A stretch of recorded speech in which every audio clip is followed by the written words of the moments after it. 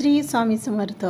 तव्यामध्ये 7-8 हिरव्या मिरच्या घ्यायच्या, त्यात थोडंसं तेल टाकून भाजून घ्यायच्या आणि नंतर ते एका प्लेटमध्ये काढून घ्यायच्या. त्याचमध्ये काही लसणाच्या पाकळ्या घालायच्या, म्हणजे लसूण जरा जास्तच घालायचा.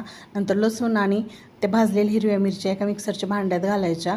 नंतर त्याच्यामध्ये हिरवीगार कोथिंबीर घालायची, जिरं घालायचं, थोडीशी साखर घालायची आणि थोडं मीठ घालायचं, चवीनुसार मीठ घालायचं आणि हे मिक्सरला छान ओबडधोबड असं फिरवून घ्यायचं. आता आपलं इथं मिरची आणि लसूण फिरवून झालेलं आहे, आपण काढून घेऊयात एका बाउलमध्ये.